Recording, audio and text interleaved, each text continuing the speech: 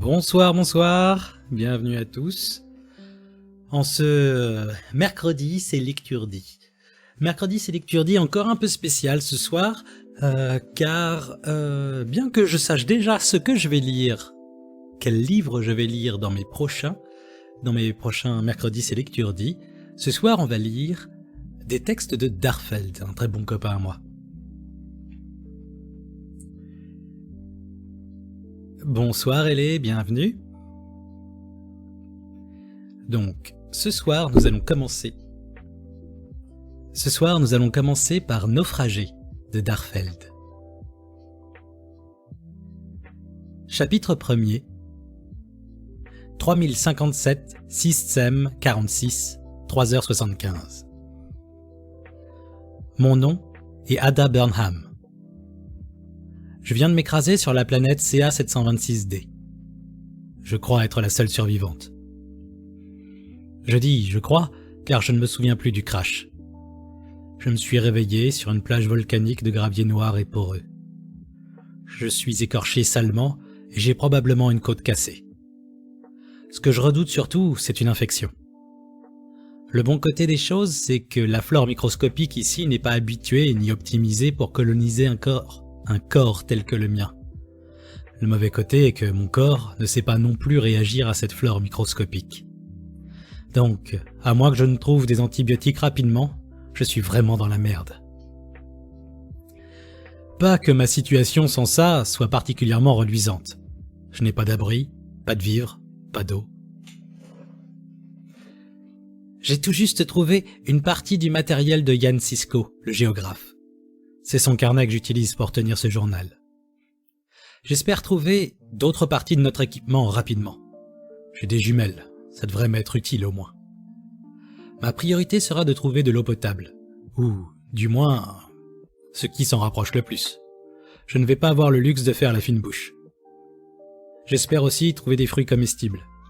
Trouver un abri pourrait être un plus. Heureusement, pour le moment il fait beau. La base devrait s'apercevoir rapidement que nous ne répondons plus. Au plus 3 jours. Il leur faudra ensuite 5 jours pour monter une expédition de sauvetage. 2 jours pour arriver en orbite. Et combien de temps pour me trouver? Ils n'ont que l'entière surface d'une planète inexplorée à scanner. Facile. Enfin, dans le meilleur des cas, il me faudra tenir 10 jours seul. Ha! Et apparemment, là où je suis, la nuit va tomber. Bon, je laisse mon journal pour le moment, il faut vraiment que je trouve de l'eau.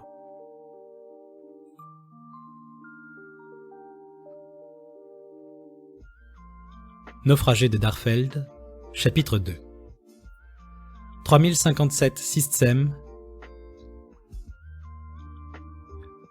3057 Système 47 7h15. N'oublie pas la crème solaire. Mon père n'arrêtait pas de me tanner avec ça, même si je n'ai jamais oublié ma crème solaire. Même pour cette expédition, j'avais pris ma crème solaire, évidemment. Je n'ai plus ma crème solaire depuis le crash. Oh, je n'ai pas de coup de soleil partout, non. Je n'en ai pas là où la peau est écorchée. Au cas affligeant où vous, improbable lecteur, vous poseriez la question, oui, j'ai mal, et non, ça va pas ouf.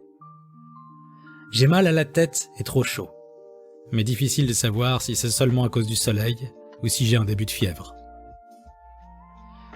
Au sujet des points positifs, j'ai réussi à trouver un point d'eau douce. J'ai longé la côte, trouvé une petite rivière et remonté un peu celle-ci pour que l'eau ne soit plus saumâtre.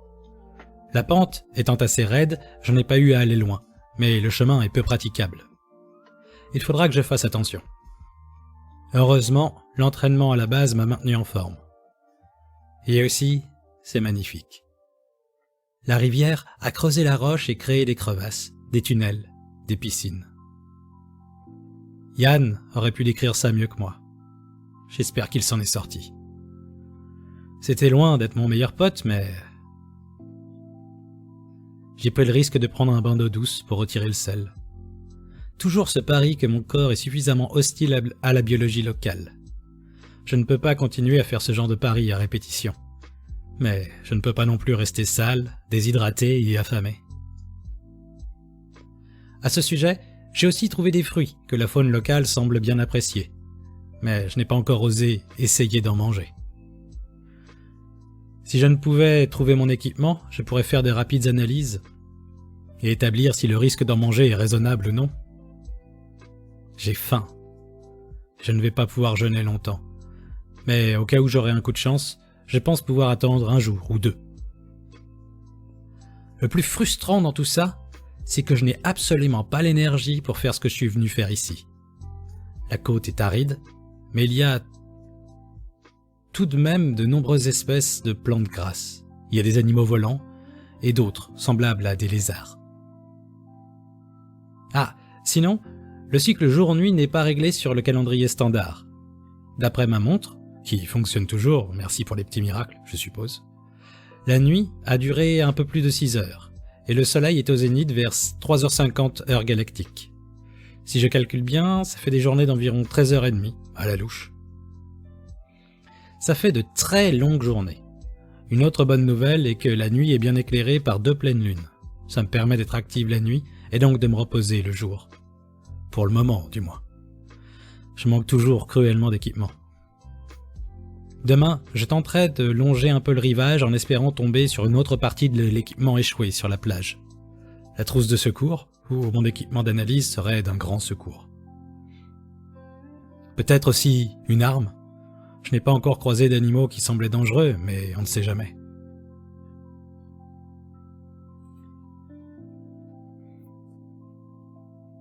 Naufragé de Darfeld, chapitre 3. 3057, 6m48, 5h50. Je suis retourné sur la plage où je me suis réveillé après l'accident. Comme je le disais hier, j'espérais trouver la trousse de secours ou au moins mon matériel d'analyse. Je suis à peu près sûr d'avoir de la fièvre maintenant. Je n'ai rien trouvé. J'ai utilisé les jumelles au cas où je verrais où la navette est tombée. En y réfléchissant, ce n'était pas vraiment étrange de n'avoir rien vu à ce niveau-là non plus. J'ai du mal à réfléchir. Peut-être qu'en grimpant sur la côte, je verrai quelque chose, mais pas aujourd'hui. Je suis épuisé et je dois retourner à mon point d'eau. Je vais probablement devoir tenter de manger les fruits que j'ai récoltés et espérer que ça ne me rende pas plus malade que je ne le suis déjà. Le plus long je jeûne, et le moins je deviendrai mobile. J'essaye d'éviter le soleil, au moins tant que je n'aurai pas de nouveaux vêtements et un chapeau.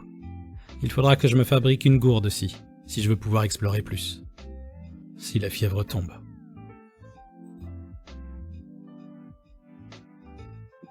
Naufragé de Darfeld, chapitre 4. 3057, 6m49, je crois. Heure inconnue. Je profite d'un moment de lucidité. La fièvre a empiré et j'oscille entre le froid et le chaud, les délires fiévreux et la lucidité. Et ma libido joue aux montagnes russes aussi. Le souci, c'est que le moindre effort masturbatoire me flanque une migraine atroce. Donc je vais peut-être mourir en ayant le feu au cul sans rien pouvoir y faire. Ce que je peux faire, c'est boire. Du coup, je bois. Les fruits que j'ai mangés hier ne semblent pas perturber mon système digestif, donc peut-être ai-je eu de la chance de ce côté-là. Si je survis à la fièvre, je pourrais peut-être tenter de les cuisiner un peu. Ils sont amers, ont une texture granuleuse nulle et un goût discutable. Mais s'ils me nourrissent même un peu, c'est toujours mieux que rien. J'essaye aussi de nettoyer mes écorchures. Je n'ai pas envie de les décrire ici, mais elles ont pris des couleurs qui m'inquiètent. À moins que ce ne soit une hallucination. Ce que je ne donnerais pas pour du savon. Enfin, pas que j'ai grand-chose à donner, quoi qu'il m'arrive. Tout à l'heure, j'ai réussi à me lever et j'en ai profité, entre autres pour observer la plage avec mes jumelles. Vous allez me dire, improbable lecteur, que j'aurais pu les utiliser avant-hier avant de faire le chemin à pied. Et je vous répondrai que ça sert à rien de parler à un journal, surtout quand son autrice est probablement morte d'une fièvre délirante. Et aussi, je vous avais déjà dit que j'avais du mal à réfléchir depuis 2 jours.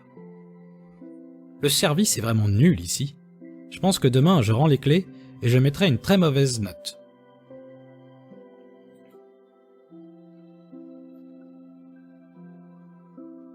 Naufragé de Darfeld, chapitre 5. 3057 Etsem inconnu, ma montre est cassée. Je suis en vie. Contre toute attente, la fièvre a fini par descendre et j'ai récupéré des forces en mangeant les fruits que j'ai pu glaner autour de mon point d'eau. En réalité, ça fait plusieurs jours depuis ma dernière note, mais difficile de dire combien de temps est passé. Je n'ai plus de montre et je n'ai pas été en état de maintenir un calendrier à jour pendant quelque temps. Donc je suis à peu près sûr que la galaxie a changé de moi, mais au-delà de ça... Ça fait quelques jours locaux maintenant que j'ai adapté mon rythme de vie au cycle solaire de cette planète. À la louche, je dirais que j'ai vécu 10 nuits depuis le crash. Je décrète donc à l'unanimité que ça fait 10 jours locaux que je suis sur place. Je vais arrêter de préciser que je parle de jours locaux. Donc à partir de maintenant, assumez que c'est le cas. Tout comme j'assume pour mon confort personnel que ce journal sera lu un jour. De préférence, pas à titre posthume. Ou alors longtemps après mon retour à la civilisation et une vie longue et heureuse. Quoique, je publierai probablement une version éditée. Il y a probablement de l'argent à se faire dans ce genre d'ouvrage. Bon, cette parenthèse fera probablement partie de ce qui sera coupé, donc si vous lisez ceci, vous serez probablement en train de lire la version longue. Anyway, j'ai commencé à mettre en place des routines journalières. L'avantage d'avoir des journées plus longues, c'est que j'ai l'impression d'avoir plus de temps pour faire des choses. Donc chaque matin, je fais quelques exercices physiques, flexion, échauffement, étirement. Je ne peux pas trop faire d'exercices sur le sol étant donné la nature de celui-ci. Les graviers de lave sont exceptionnellement abrasifs. Mes chaussures sont spécialement conçues pour résister au pire terrain, mais elles montrent tout de même des signes d'usure. En 10 jours. Ok, j'ai marché beaucoup en 10 jours, mais quand même. Après mes exercices, je dois aussi faire attention à mes côtes. Je ne pense pas qu'elles soient cassées, mais j'ai toujours mal si je force trop.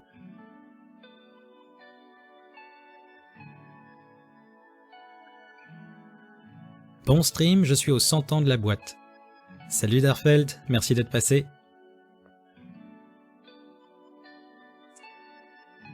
J'ai commencé à mettre en place des routines journalières. L'avantage d'avoir des journées plus longues, c'est que j'ai l'impression d'avoir plus de temps pour faire des choses. Je l'ai déjà lu ça. Donc après mes exercices, je dois d'ailleurs faire attention à mes côtes, je ne pense pas qu'elles soient cassées mais j'ai toujours mal si je force trop. Je fais le tour de mon point d'eau en ramassant des fruits. Je dois sans cesse agrandir mon rayon d'action pour la récolte évidemment. Quand le soleil atteint le zénith, je me mets à l'abri du soleil et fais une sieste. Ça m'aide à tenir le reste de la journée. L'après-midi est dédié à l'exploration. Je n'ai toujours trouvé aucun équipement au signe de mes collègues. Je regrette d'avoir laissé mon couteau dans mon bagage à main. Les cailloux de lave font de très mauvais substituts, curieusement. D'une part parce qu'ils sont légèrement friables, mais surtout parce qu'ils vous défoncent les mains si vous essayez d'appuyer même un peu. J'ai besoin de pouvoir couper des trucs sans me blesser, et porter des trucs. J'ai amassé un tas de bricoles avec plus ou moins d'inspiration, en ramenant ce que je pouvais avec mes 2 mains de mes expéditions. Demain, j'essaierai de me tresser un sac. Je vais bientôt devoir quitter mon point d'eau, ou mourir de faim. Même si mes compétences pour faire des collets... Même si j'avais les compétences pour faire des collets, il n'y a que des espèces de lézards à écailles qui viennent par ici. Ils ont des couleurs vives qui me font douter de la sagesse de tenter d'en manger. Et vu que je n'ai pas de quoi transporter d'eau, je compte suivre le fleuve qui abreuve mon petit coin de paradis.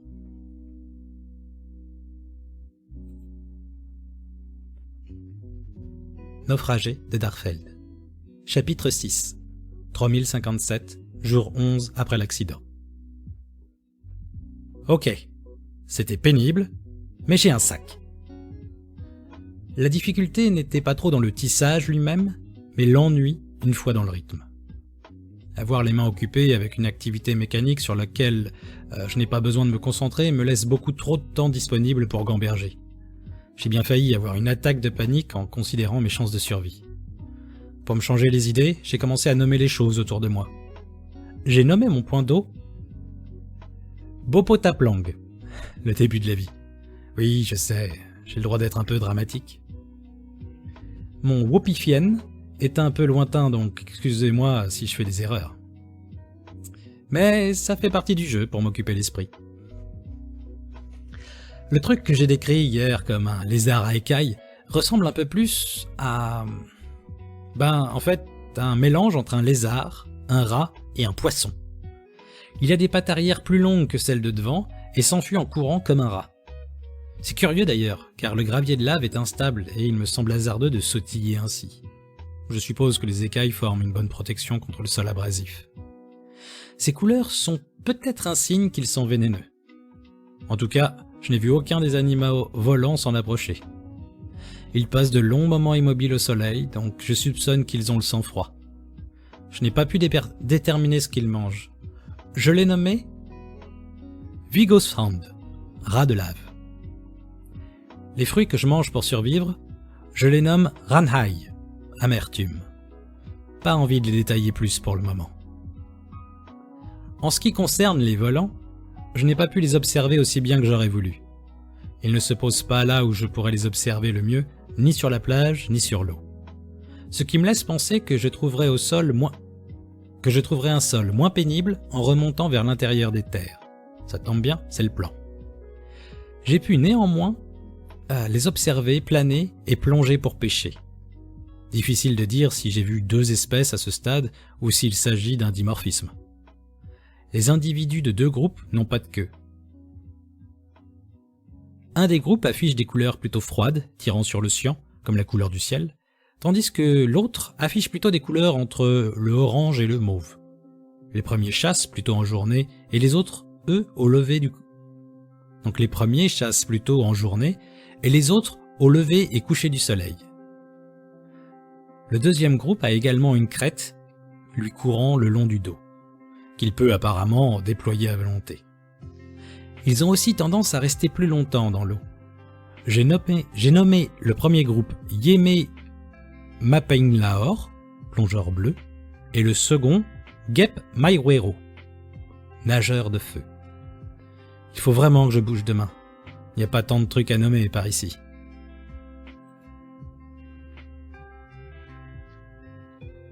Naufragé de Darfeld, chapitre 7. 3057, jour 13 après l'accident, à peu près midi. J'ai fait une découverte. J'étais trop occupé à parcourir ma découverte hier pour écrire dans mon journal. D'ailleurs, je n'ai pour ainsi dire pas dormi, trop excité. Mais racontons les choses dans l'ordre. Hier matin, je suis parti de Bopotaplang. Ça me fait bizarre d'utiliser un nom que j'ai créé moi-même. J'ai dû relire mes notes pour m'en souvenir, j'avoue.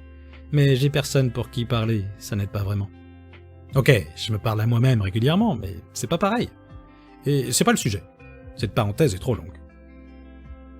Donc, je suis parti de Bopotaplang comme prévu en suivant le cours d'eau. Ah zut, je ne l'ai pas encore nommé lui. Murimkolfo Aka. Murimkolfo, aka serpent d'eau. Oui, bon, pensez que j'ai que ça à faire que de trouver des noms cool? Non, ne répondez pas. Bref, j'ai donc remonté Murimkolfo, et ce fut difficile. Le dénivelé est sévère et le gravier de lave est juste ce qu'il faut d'instable pour me couper les jambes en moins de 10 minutes. Visiblement, mon régime à base de fruits ne m'a pas permis de reprendre autant de force que j'espérais. Je ne suis pas surprise, je suis juste déçu. Dis-je aux fruits que j'ai dans mon sac, fait main. C'est donc en faisant beaucoup de pauses et après plusieurs heures de marche que je suis arrivé au premier plateau. Et sur le plateau, une construction. Pas une construction humaine, je pense pas. Déjà, la taille des ouvertures est ridiculement petite, quoique large. Ensuite, les peintures plus ou moins intactes que j'ai pu voir à l'intérieur, elle a l'air d'être conçue pour des êtres munis de 3 jambes, 2 bras et 2 ou 4 yeux. Les personnages étant tous représentés de profil, c'est difficile d'être sûr. Les peintures ont parfois des taches rouges que je soupçonne être plus dues au hasard et à l'environnement qu'à une volonté artistique. Je vais me risquer une hypothèse fumeuse. Peut-être les peintres voient un spectre de lumière légèrement décalé par rapport au nôtre. Si j'avais une lampe UV, je pourrais confirmer s'il y a des motifs visibles en ultraviolet. C'est comme ça que ça marche, hein. Mes cours de physique optique remontent un peu. Je ne suis pas complètement sûr de comment interpréter les peintures. Je pourrais décrire une sorte de rituel, à moins qu'elle ne représente une histoire. À l'extérieur, il y a un jardin et ce qui semble être un potager. Je rechigne à tenter de manger quoi que ce soit en provenant, mais je dois dire que je n'avais pas vu une telle concentration de végétaux depuis le crash, et je dois dire que ça fait un bien fou. J'aurais pu commencer par là, mais j'étais tellement concentré sur le bâtiment que j'en ai presque pas noté la végétation. Il y a également un lavoir, ce qui me laisse penser que ce lieu servait peut-être, entre autres, d'habitation. Ce que l'intérieur semble confirmer d'ailleurs. J'ai pu trouver de petites pièces qui auraient pu servir de chambre, et peut-être un équivalent de cuisine, à moins que ce ne soit juste mes biais humains qui m'induisent en erreur. Je pense que je vais rester ici un jour ou deux. Morim Kolfo continue de grimper, et j'avoue que j'ai un peu la flemme d'enchaîner trop vite les journées d'escalade. Et puis, j'ai plein de choses à nommer ici. Le lieu, bien sûr, mais toutes les plantes aussi. Si je pouvais faire un genre d'herbier, faudra que j'y réfléchisse.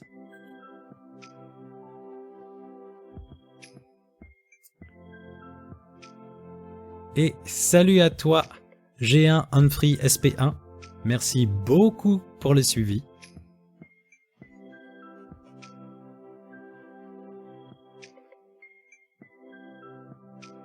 Je vais essayer de pas couper les chapitres, même si quand j'ai vu ton suivi, j'ai voulu y répondre tout de suite. Bref. Naufragé de Darfeld, chapitre 8. 3057, jour 14, AA.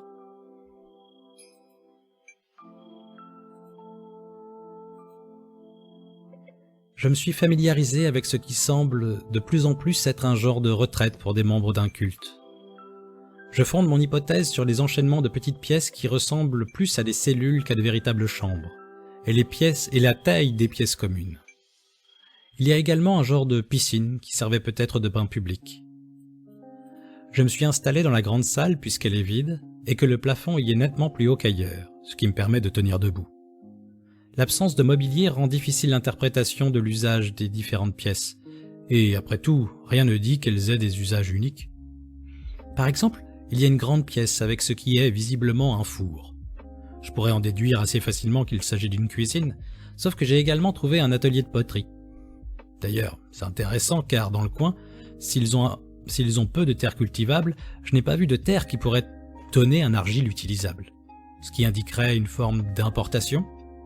En soi, c'est pas étonnant, mais... Ok.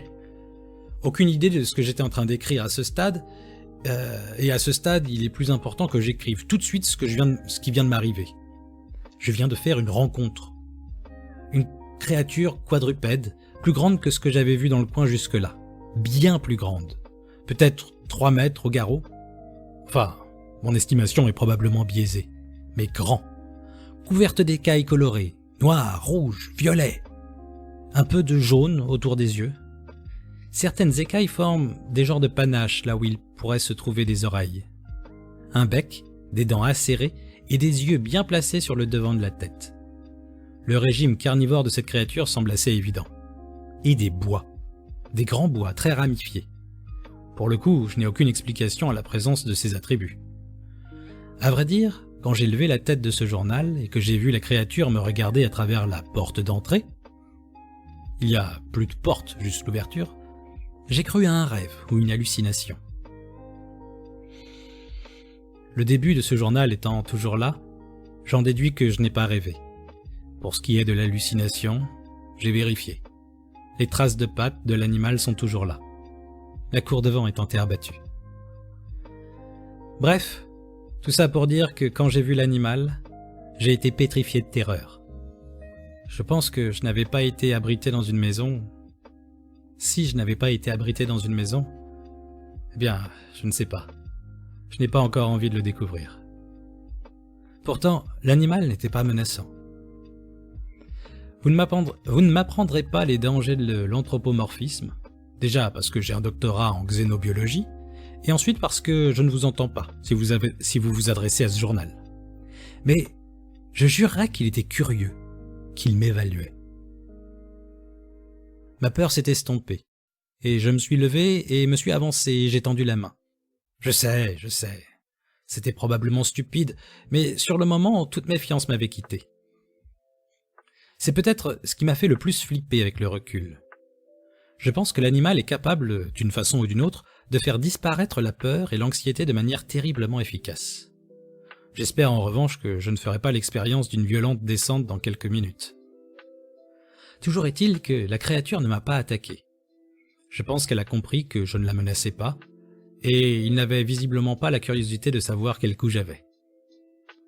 Elle a mis sa tête contre ma main, ce que je considère comme un signe d'acceptation, puis elle est partie, et je suis resté planté debout maintenant, pendant je ne sais combien de temps.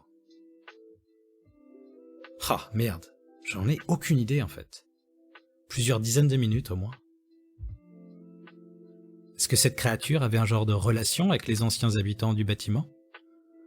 Dans ce cas, ce bâtiment a-t-il été habité très récemment?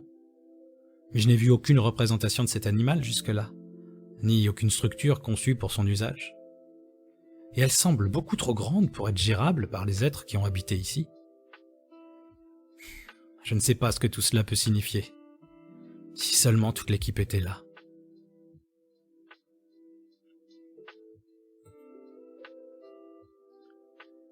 Naufragé de Darfeld, chapitre 9. 3057, jour 15. Je crois que je me souviens de quelque chose à propos de l'accident. Je dis « je crois » parce que ça m'est revenu au réveil, donc ça pourrait aussi bien être un rêve. Mais ce rêve avait un goût de réalité. Donc, dans mon souvenir, nous avons été heurtés pendant notre descente en atmosphère. Nous étions déjà assez bas quand c'est arrivé. Le pilote n'a pas eu le temps de reprendre le contrôle. Mais le plus marquant, c'est que, juste avant l'impact, j'ai vu.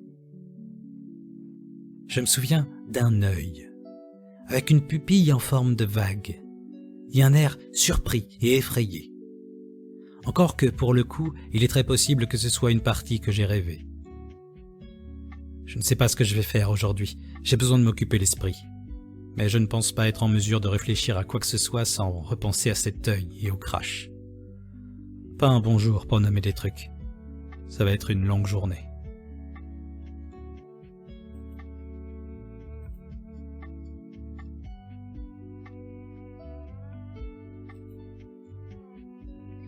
Naufragé de Darfeld, chapitre 10, 3057, jour 16.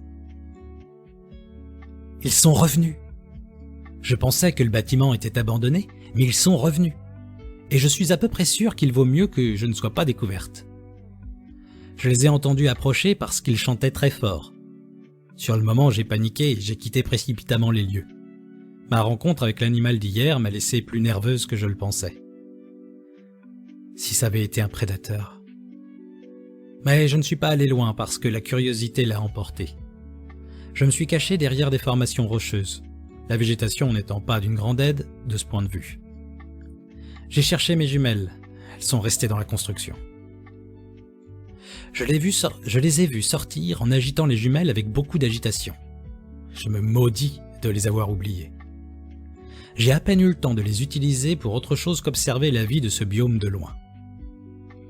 Ce qui est en soi très intéressant, mais pas si utile que ça en question de survie et potentiellement en retour à la maison.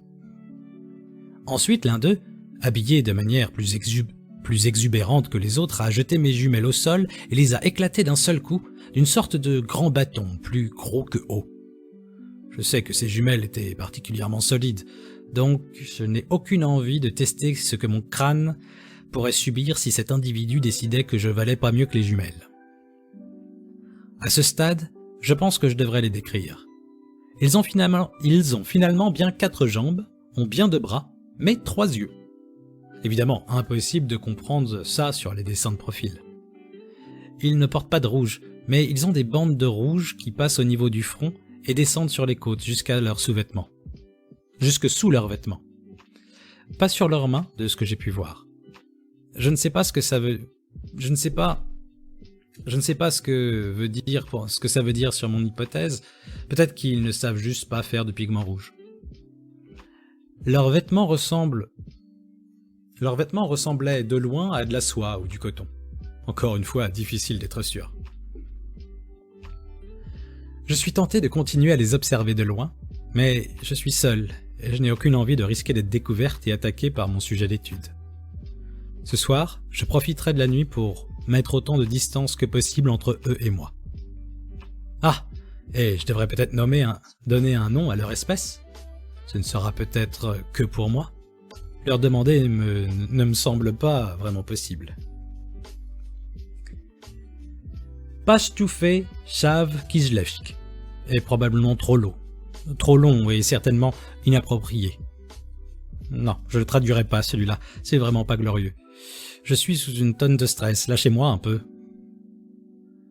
Dosio Gurta, chevalier lézard, devrait faire l'affaire pour le moment. Dosio Gurta.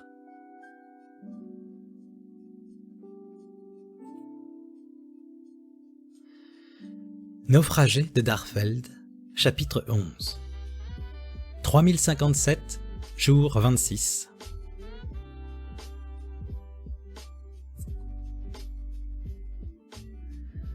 Donc, ça fait 10 jours que je n'ai pas eu le courage d'écrire quoi que ce soit.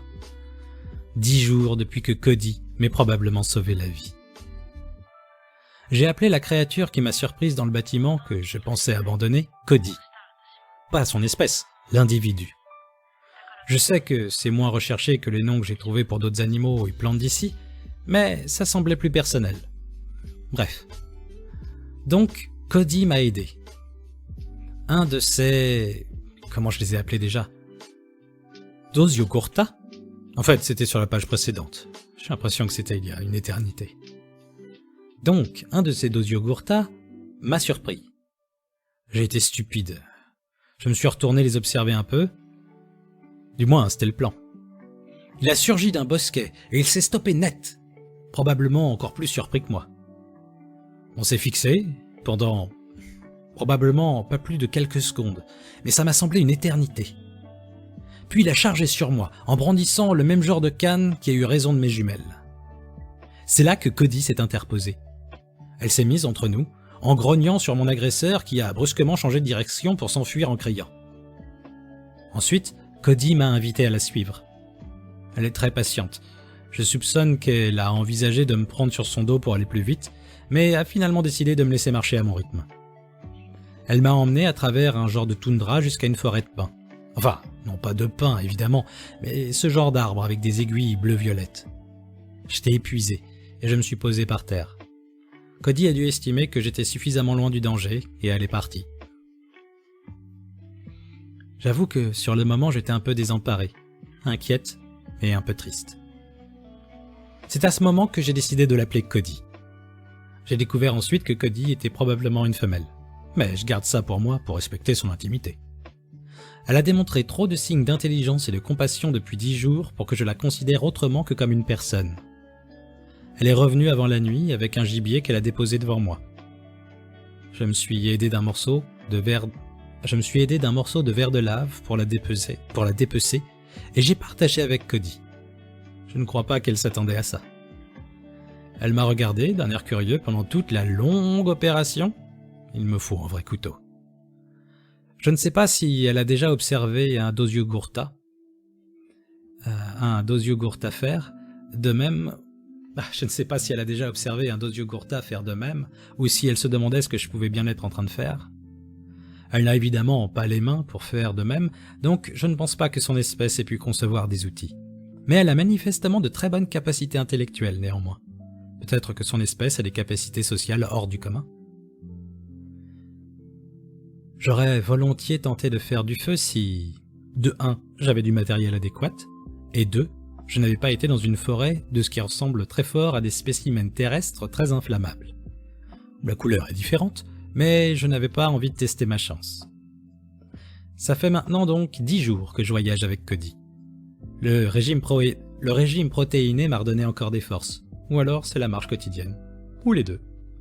En tout cas, depuis 10 jours, je me sens nettement mieux, et certainement moins anxieuse. Je sais que ça ne pourra pas durer, mais pour le moment, je me sens relativement bien. Je n'ai pas besoin de m'occuper l'esprit pour oublier que je risque ma vie à tout moment.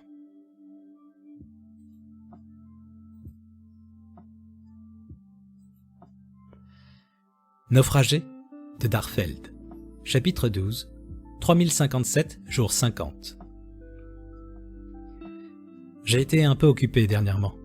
Je n'irai pas dans les détails parce que si je reprends ce journal, c'est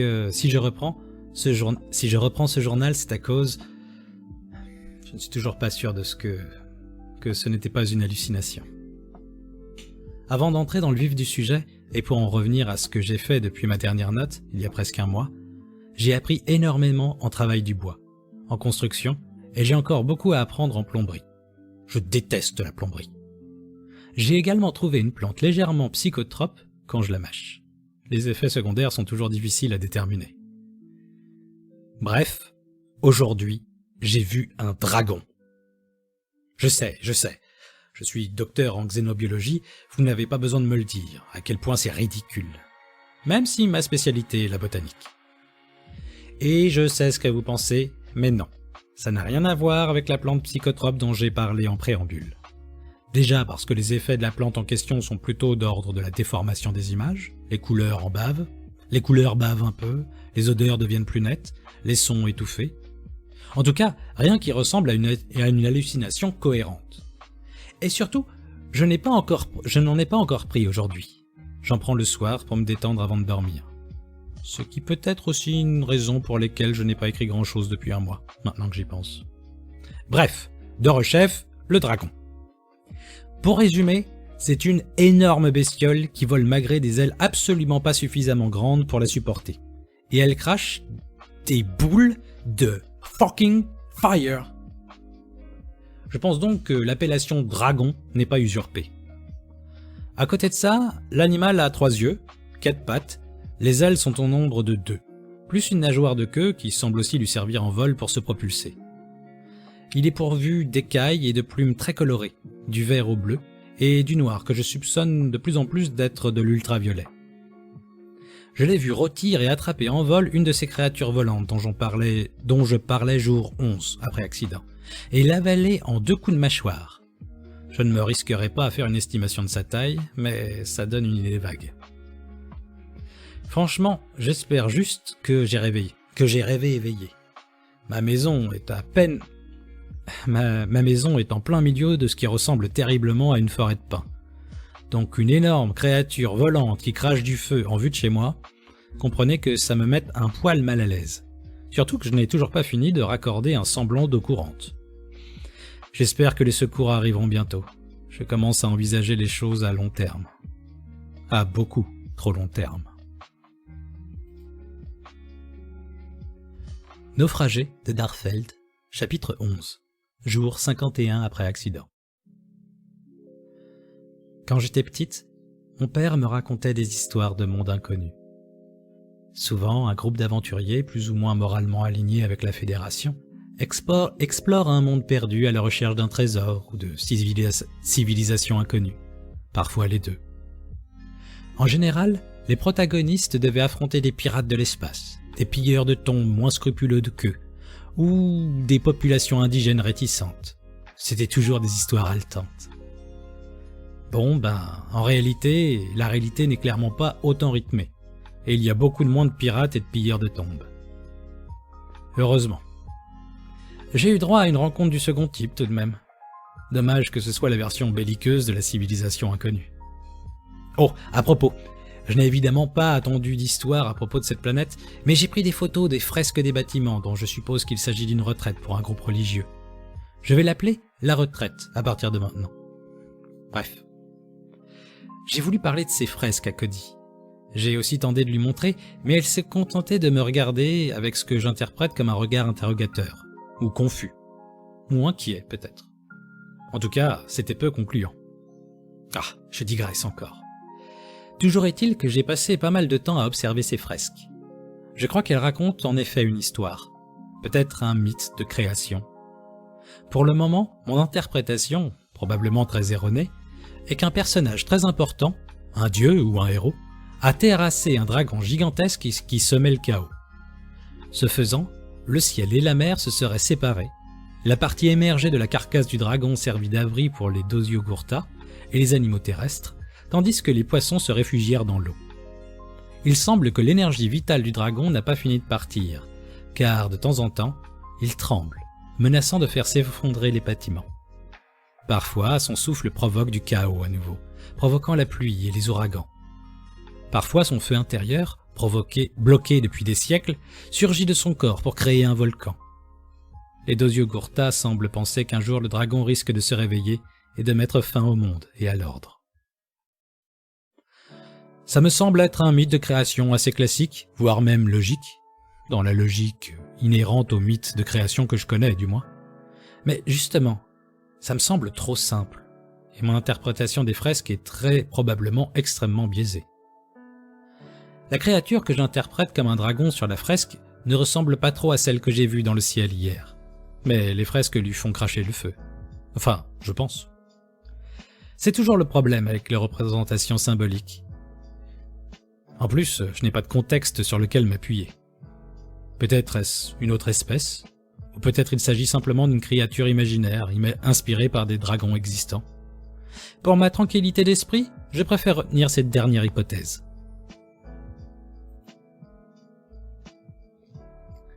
Naufragé de Darfeld, chapitre 14.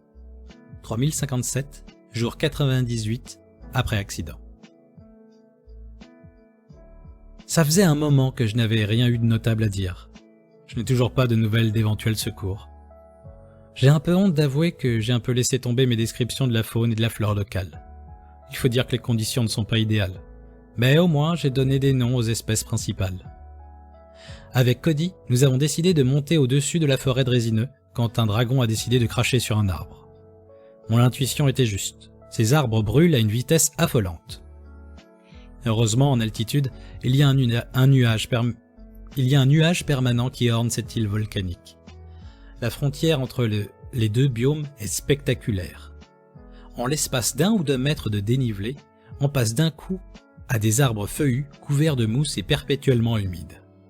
Ce changement d'environnement m'a obligé à reimaginer plein de noms. J'en ai même noté quelques-uns dans la partie encyclopédie du carnet. Mais j'ai surtout passé beaucoup de temps à tenter de me construire un abri à peu près sec. Peine perdue. Cody n'a pas l'air particulièrement affecté, à part que ses écailles sont plus luisantes que d'habitude. Quoi qu'il en soit, si j'écris une nouvelle entrée dans ce journal, c'est que j'ai trouvé un message. Un code, utilisé par tous les éclaireurs de la Fédération. Ce qui est une bonne nouvelle, car ça signifie que je ne suis plus seul. Enfin, je n'étais déjà plus vraiment seul avec Cody, mais ce n'est pas la même chose. Désolé, Cody. Heureusement, tu ne peux pas lire ceci. Elle était adorable d'ailleurs, quand elle a senti mon excitation face à cette nouvelle découverte. Elle semblait presque aussi joyeuse que moi. Bref, le message. Bon. Il se trouve que je n'ai jamais été scout, et que ma connaissance du code se résume à peu près à « il existe ». Heureusement, le carnet de terrain contient un genre de dictionnaire permettant de le déchiffrer. Mais disons que ça a été laborieux et probablement d'une exactitude approximative. 500 mètres en haut, 10 km est, refuge, route hostile, YS. Je crois que c'est Yann. Je suis à la fois soulagé de savoir qu'il a survécu à l'accident, mais en même temps, ça signifie que ce n'est pas une équipe de secours. J'espère qu'il ne lui sera rien arrivé de grave d'ici à ce que je le retrouve. Je m'inquiéterais pour la route dangereuse. Sauf que j'ai Cody avec moi. En tout cas, ça me donne un but. Et rien que ça me donne un coup de fouet au moral. Naufragé de Darfeld, chapitre 15.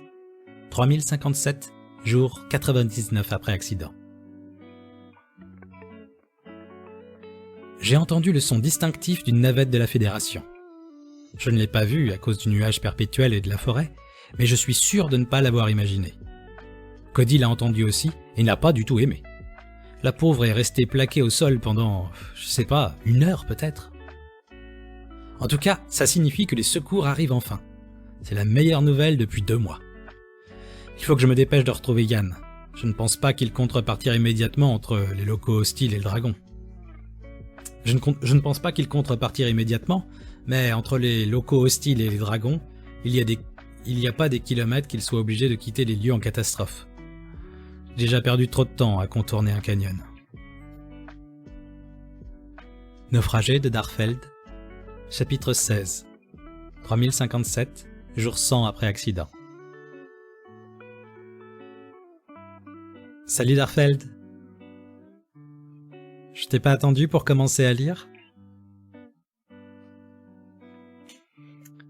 Donc je suis en train de lire Naufragé et j'ignore s'il faut et s'il y a un intérêt à la lecture des premiers éléments entre parenthèses. 5 de trèfle par exemple ici.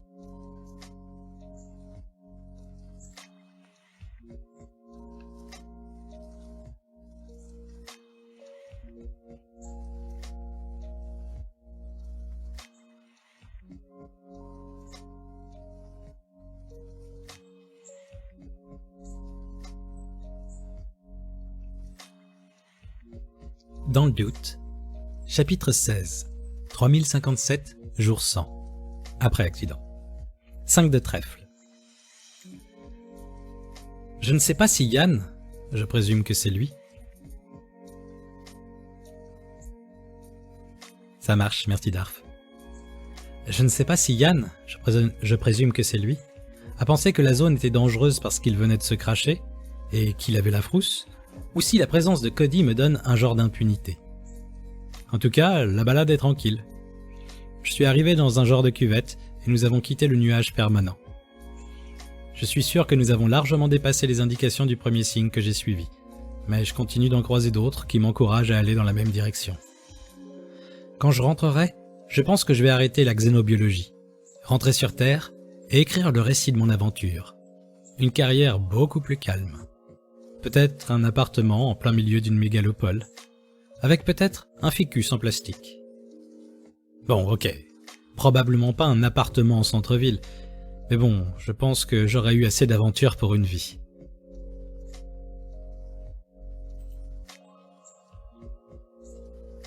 Naufragé de Darfeld, chapitre 17, 3057, jour 111 après accident. Je n'ai toujours pas rejoint Yann. Je commence à stresser. Je ne manque pas vraiment de grand-chose ici, mais je n'ai vraiment pas envie de rater mon rendez-vous avec mes sauveteurs. Et je ne peux que deviner depuis combien de temps ils parcourent la surface de la planète et combien de temps il reste avant qu'ils jettent l'éponge. Il y a aussi le souci de mon carnet, sur lequel ce journal est écrit. Sa batterie a beau être conçue pour durer, je vais finir par l'épuiser bientôt. Encore 3 jours. Peut-être une dizaine si je réduis mon utilisation au minimum. Je sais que j'ai passé plusieurs jours d'affilée sans écrire de log, mais juste en avoir la possibilité était un réconfort. Et j'ai l'intuition que j'aurai des raisons d'écrire de nouveaux logs très bientôt. Naufragé de Darfeld, chapitre 18, 3057, jour 102 après accident. J'ai fini par trouver le campement d'Yann, mais je ne l'ai pas trouvé lui. J'ai de bonnes raisons de penser que je ne le reverrai jamais. Commençons par ce que j'ai trouvé dans le camp. Yann n'avait apparemment pas les mêmes priorités que moi. Il a construit une cabane dans un arbre, s'est construit un lit, une table, 2 chaises, et même un genre de barbecue. Il a laissé derrière lui un journal en tablette d'argile. Je ne savais pas que Yann savait écrire en cunéiforme. Il a fait beaucoup de fautes, mais quand même. Je ne connais pas moi-même cette écriture, mais ma tablette est capable de me traduire le journal. Pour résumer, Yann s'est réveillé avec un clavicule cassé, mais autrement globalement indemne, au milieu du nuage permanent. Au moins, il n'a pas manqué d'eau. Il a cherché rapidement à quitter le nuage pour pouvoir se mettre au sec. Il a commencé à manger des trucs le 2e jour, et n'a été malade que le 13e jour. Il a fait du feu dès le 3e jour, et a commencé à documenter ses recettes à partir de ce moment. Je doute qu'il ait utilisé des tablettes d'argile tout de suite, ça aurait été vite trop lourd à porter. Mais le journal ne m'a pas renseigné sur ce mystère. Il parle en revanche de la construction de sa cabane. Celle que j'ai trouvée était sa 3e. La première était une simple cabane de scout, à peine étanche et au sol. Une rencontre avec un prédateur l'a convaincu de changer de stratégie. Et il ne décrit pas le prédateur, à ma grande déception.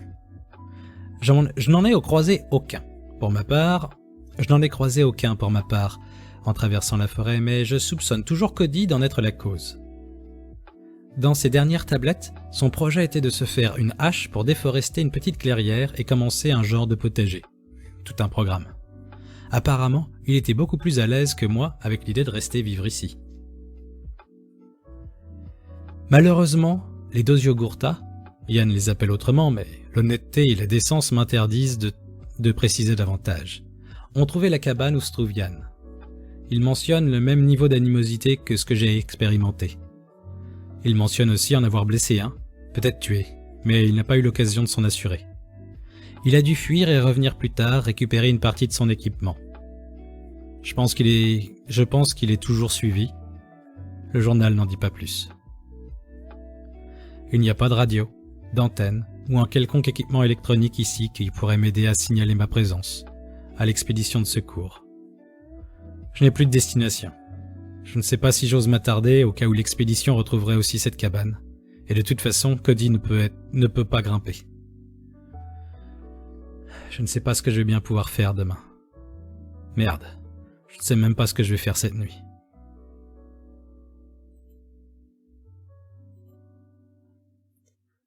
Naufragé de Darfeld, chapitre 19. 3057, jour 103 après accident. En quête de direction, j'ai relu mon journal. Rapidement, parce qu'il ne me reste presque plus de batterie. Mais j'avais besoin de faire le point. Et si je pouvais trouver quelque chose là-dedans, ça aurait valu le coup. Soyons honnêtes, je ne sais pas si je rationalise complètement mon impulsion du moment ou si c'était un peu calculé. Mais je m'égare. Si vous vous posiez la question, non, je n'ai pas bien dormi. Mais pas à cause du manque de confort. Ça fait 103 jours que je dors dehors presque tous les soirs. Disons juste que je suis anxieuse vis-à-vis de l'avenir. Bref, je disais, j'ai relu ce journal, et il y a un énorme gap d'environ 50 jours. Dans l'entrée du jour 98, je prétends que je n'ai rien écrit. C'est que si je n'ai rien écrit, c'est que je n'avais rien à dire. Bon, je ne mentais pas vraiment quand j'ai écrit ça, mais ce n'était pas vrai. En vérité, peu après avoir vu de mes yeux un vrai dragon, j'ai vu Cody attaquer et tuer un Dosiogurta, et le manger. Oh, l'attaque n'avait pas été gratuite, le Dosiogurta était venu avec une arme, seul, et avait tenté de s'en servir. Contre moi ou Cody, honnêtement, je n'en sais rien. Toujours est-il qu'il n'a pas eu le temps de récidiver.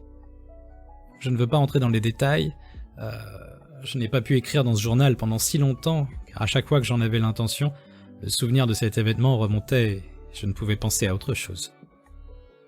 J'ai aussi un peu de mal à supporter la présence de Cody pendant un moment. Je sais qu'elle a agi pour nous défendre, mais je pense que l'avoir mangé cet être intelligent était un peu trop pour moi. Cody a été d'une patience exemplaire, et elle a même refusé de manger devant moi pendant au moins une semaine. Ce n'était pas ta faute, ma pauvre. Une fois le malaise initial atténué, Cody m'a emmené à un endroit que j'imagine être près de chez elle. C'était un terrier creusé sous la racine d'un pin gigantesque. Il y avait des mues sèches, de créatures semblables à Cody en plus petit, mais le terrier était vide. Je pense que Cody a eu une portée ici, et qu'elle l'a élevé jusqu'à ce que les petits soient assez grands pour faire leur vie de leur côté. Nous ne sommes pas restés longtemps. Je ne suis pas complètement sûr de pourquoi Cody m'a emmené là. Peut-être pour me faire comprendre qu'elle voulait rester en ma compagnie. Ou bien était-ce une projection de ma part? Je ne sais pas. Il m'a fallu encore 3 semaines pour ne plus penser à la mort du Dosiogurta. Du tout. Le passage dans le terrier était apparemment dans le même lot de souvenirs. Aujourd'hui, je peux y repenser sans éprouver la même révulsion. Cody est couché à côté de moi pendant que j'écris ces lignes, même si je n'ai pas la nausée et mes mains ne tremblent pas. Je ne sais pas ce que ça dit sur ma santé mentale, mais personnellement, je prends ça comme une nette amélioration. Je ne sais pas ce que je ferai demain, mais ce que je sais, c'est que je vais le faire avec Cody.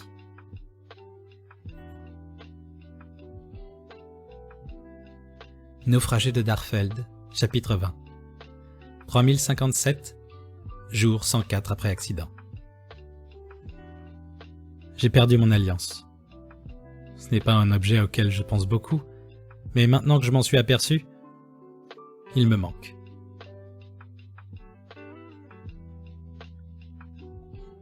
J'ai perdu mon alliance. Ce n'est pas un objet auquel je pense beaucoup, mais maintenant que je me suis aperçu qu'il manquait, j'ai sans arrêt envie de le toucher, le faire tourner sur mon doigt ou même l'enlever pour jouer avec. Et plus que ça, je pense qu'inconsciemment il me réconfortait. C'était une de mes dernières connexions avec Anaïs. Je n'ose pas imaginer dans quel état la pauvre doit être.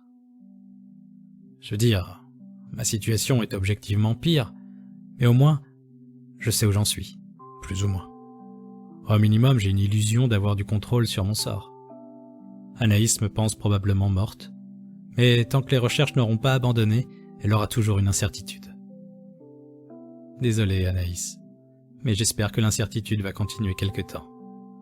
Je fais mon possible pour être détecté par les secours, promis, mais mes options sont limitées. Je me suis aperçu de la disparition de l'anneau à mon réveil ce matin. J'ai dormi dans les branches d'un arbre, blotti contre Cody. J'ai dû bouger un peu, mes doigts ont minci, il a dû glisser. Impossible de le retrouver ce matin. J'ai cherché pendant 1 heure peut-être. Cody ne comprenait pas, mais elle cherchait à m'aider quand même. Au bout d'un moment de recherche paniquée, j'ai abandonné. Je me suis assise, adossée à l'arbre, et Cody est venu me réconforter. En y repensant, je sais pas trop pourquoi j'ai paniqué comme ça. Ce n'est qu'un bout de métal en fin de compte, et même si je tiens énormément à ce qu'il représente, le perdre n'est en soi pas très grave, surtout dans ma situation. Et quand je rentrerai, et que je retrouverai Anaïs, ça n'aura plus aucune importance. Mais malgré la rationalisation, j'y tenais à ce bout de métal. Et ça arrive aussi après 2 mois de stress intense et quasi permanent. Ce n'est peut-être pas si étonnant d'avoir craqué, en fait. Naufragé de Darfeld, chapitre 21. 3057, jour 106 après accident.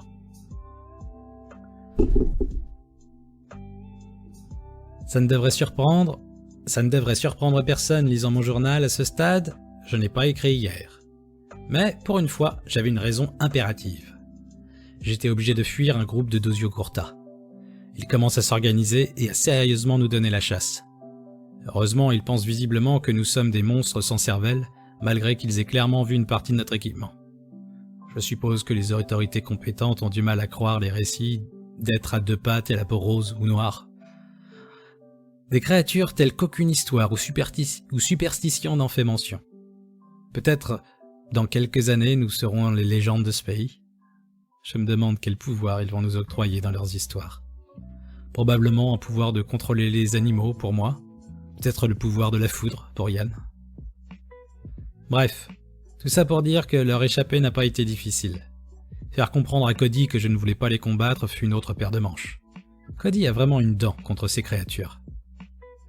Bref, tout ceci ne m'aurait pas forcément empêché d'écrire hier si je n'avais pas fait tomber ma tablette. Heureusement, soit les Dosio Curta ne l'ont pas vu, soit ils ont décidé de s'en foutre.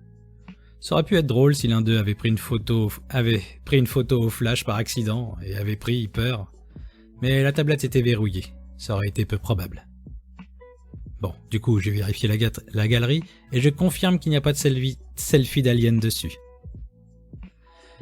À vrai dire, j'ai vraiment de la chance d'avoir retrouvé ce carnet de terrain. Il reste mon meilleur moyen de communication si l'équipe de secours repasse par ici. Naufragé de Darfeld, chapitre 22. 3057, jour 107 après accident. Si je veux commencer cette entrée par cette évidence, je veux partir de cette planète. Je veux rentrer chez moi. Je veux recommencer à vivre sans me demander quel péril mortel je croiserai demain. Cody me protège de manière exemplaire, mais même elle ne pourra pas toujours me sortir d'affaire.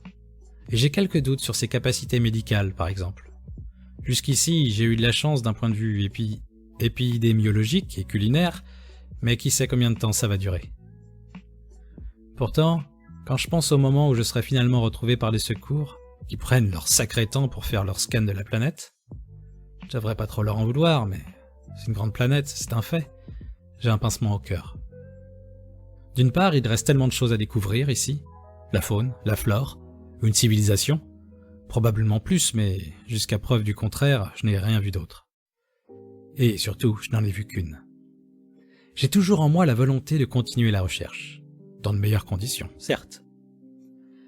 Quelque part, c'est un soulagement de constater que, malgré tout ce merdier, oui, c'est mon journal, je suis grossière si je veux, j'ai toujours cette soif de découverte qui a déterminé beaucoup de mes choix de vie. Des choix de vie qui m'ont certes conduit ici, mais ils font partie de moi, et cette partie de moi est toujours bien vivace.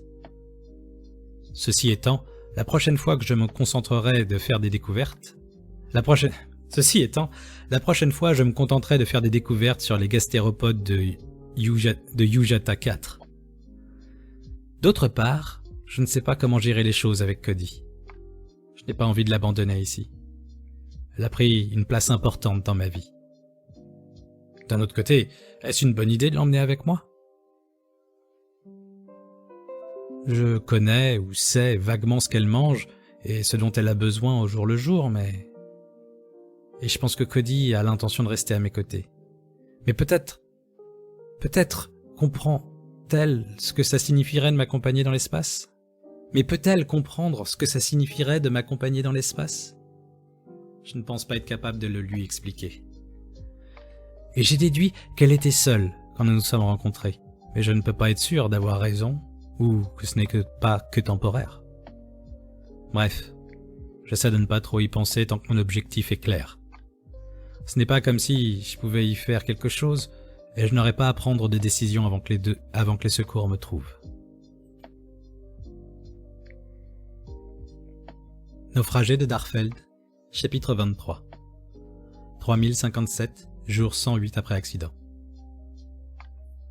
Et si tout ce merdier n'était qu'un rêve, ou une hallucination? Je n'ai pas revu le dragon depuis... l'incendie de la forêt de pins, si j'en crois mon journal. Ça fait un moment. Est-ce que les pins émettaient une substance psychotrope? Est-ce que c'est mon propre trauma qui me fait imaginer des choses pour donner du sens à ma situation? L'incendie était bien réel, ça j'en suis sûr. J'ai des cicatrices de brûlure là où quelques gouttes de résine ont touché ma peau. Non mais vous y croyez, vous? Hypothétique lecteur du futur? Un foutu dragon? Une complète impossibilité biologique? Bah c'est sûr, je déraille. Et Cody? Est-ce que j'ai imaginé notre amitié? Je veux dire, elle a visiblement décidé de rester avec moi. Mais à quel point ses sentiments sont analogues à ceux d'un être humain? Ça me paraît incroyable. Et même la cabane de Yann et les secours. Est-ce que je n'ai pas simplement imaginé tout ça? Je suis actuellement perdu en pleine forêt et je n'ai pas eu de contact avec l'un ou les autres depuis, ce qui ressemble à une éternité. Même Cody n'est pas là actuellement car elle est partie chasser. Ceci sera probablement ma dernière entrée dans ce journal.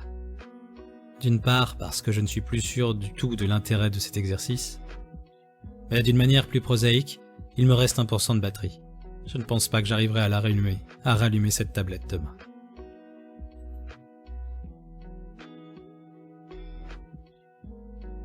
Naufragé de Darfeld, chapitre 24. 1023, 13e jour de la mousson. Nous avons enfin terminé la transcription de ce journal. C'est un jour historique. Rendez-vous compte, non seulement il confirme l'origine extraterrestre de cet artefact plat vitrifié, mais il nous donne énormément d'infos sur un représentant de cette espèce qui nous a visités. Nous n'avons pas encore pu décrypter toutes les données contenues dans la mémoire de cet objet, cependant. Mais maintenant, il est peut-être certain qu'il renferme une quantité inestimable d'informations. C'est fantastique! L'auteur du journal parle de dictionnaire et d'images. Malheureusement, l'artefact lui-même était trop endommagé pour être utilisé comme prévu. Et il a fallu qu'une équipe de chercheurs travaille dessus pendant plusieurs décennies pour qu'on puisse aujourd'hui déchiffrer ce journal. L'artefact a été retrouvé sur une île volcanique au milieu de l'océan. Selon les estimations, les événements décrits dans le journal se sont produits il y a environ 500 ans. Le vaisseau qui se serait écrasé à cette époque a dû se perdre en mer. En tout cas, il n'a jamais été retrouvé. Les jumelles que l'auteur mentionne ont bien été retrouvées près d'un ancien monastère. Les interprétations de l'auteur des peintures à l'intérieur nous en apprend également pas mal sur leur mythe fondateur et leur capacité visuelle. Son témoignage sur la créature Cody est également très intéressant. Cody appartenait probablement à l'espèce des Pojuka, qui a malheureusement disparu. À l'époque des événements, l'île était un repère de pirates, avant qu'ils n'en soient chassés et remplacés brièvement par des colons. Les Pojuka ont été chassés jusqu'à l'extinction car ils faisaient peur aux populations. Ce journal confirme qu'à l'occasion, les Pojuka n'hésitaient pas à tuer et manger les populations locales. Il n'a cependant été découvert aucun autre reste de ces bipèdes extraterrestres. Les cabanes et autres constructions et artisanats qu'ils ont pu produire ne sont probablement pas conservés pendant 500 ans.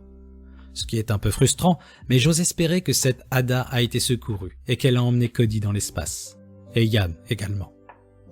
J'aurais beaucoup aimé retrouver son journal en tablette d'argile. Qui sait, peut-être qu'un jour nous aurons de nouveau un contact avec cette civilisation spatiale et nous aurons enfin le fin mot de l'histoire.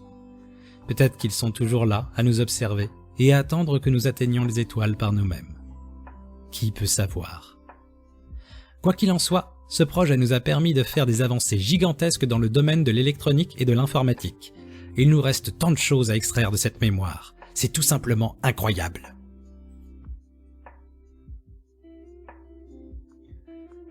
Naufragé de Darfeld, chapitre 25. Annexe.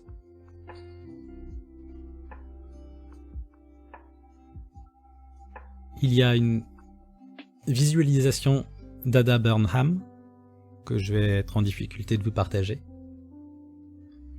ainsi que des informations sur le calendrier galactique standard.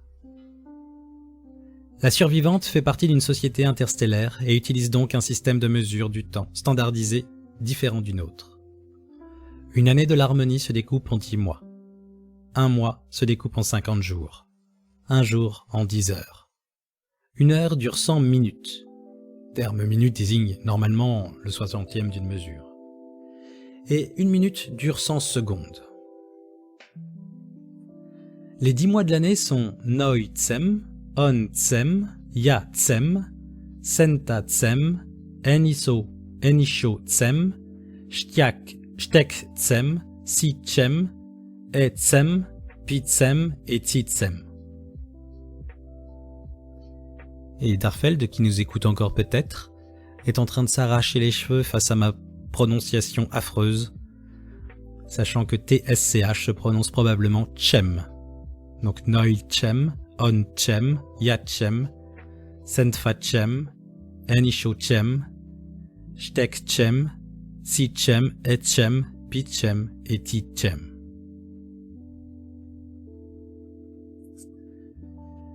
J'avais espéré pouvoir lire d'autres textes de Darf ce soir. Malheureusement, il est déjà 22h15. Ça sera donc la fin de la lecture de ce soir. J'espère que vous avez apprécié l'écouter autant que j'ai apprécié la lire. Ça fait très très longtemps que Darf m'avait envoyé certains de ses écrits que, honte à moi, je n'avais jamais eu l'occasion de lire. Je n'avais jamais pris le temps de lire. Et c'est donc une super surprise que j'ai eue ce soir parce que c'était vraiment un texte très sympa.